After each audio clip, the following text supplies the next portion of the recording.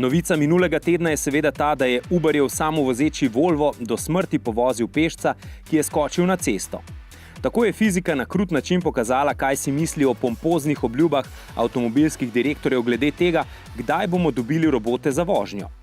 Odgovor na vprašanje, kaj je krivo, da Volvo ni zaznal peške s kolesom, čeprav je ta predtem že prehodila nekaj voznih pasov, najbolj potrebujejo inženirji, nedvoumni nauk zgodbe pa je to, da so glavna ovira za uvedbo samovozečih vozil prekrškarji. Avtomobilska premiera tedna je Volkswagenov Touareg. Nameravali so ga premierno pokazati na salonu v Ženevi, a so se v Wolfsburgu odločili, da prioriteto dajo Kitajcem in se jim s tem na nek način zahvalijo, da s svojimi enormnimi prodajnimi številkami poganjajo evropski know-how. O samem avtu izveste več na MMC-ju, maja pa ga bomo tudi spoznali v živo. A nadaljujemo s Volkswagenom. Svojo električno prihodnost bo junija promoviral tudi z dirkaškim vzponom na sloviti Pikes Peak sredi skalnega gorovja. In pričakuje se, da bo hipi bus na aprilski dražbi na Palm Beachu podrl rekord. Doslej najdražjega so prodali za več kot $300,000. Bus Astona Kutcherja iz TV serije Ta 70 naj bi dosegel še višjo ceno. Premiera na naših domačih cestah pa je novi Fordov Tourneo Custom. Nova je maska, bolj pomembno pa je, da ima zdaj na sredinski konzoli velik zaslon na dotik s Sync 3 sistemom.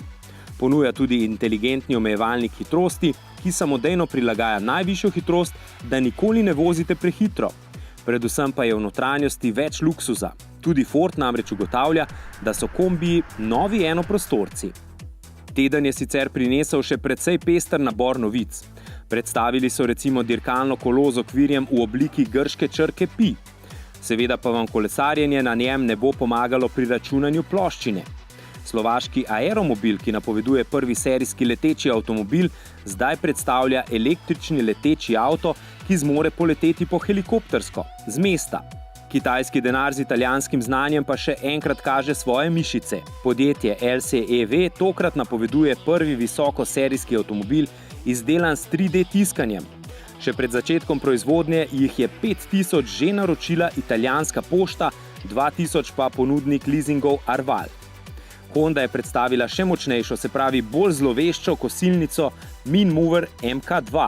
Tokrat jo bo poganjal motor superšportnega motocikla Fireblade 140 kW največje moči. Seat je odprl oddelek za restavriranje starih španskih fičkov. Iz Forda pa prihaja tudi ekoinovacija, ki sta si jo zamislila otroka. Vgradili so namreč sistem, ki shranjuje deževnico za namen čiščenja vetrobranskega stekla. In če še niste vedeli, rumeni avtomobili najbolje ohranjajo svojo vrednost.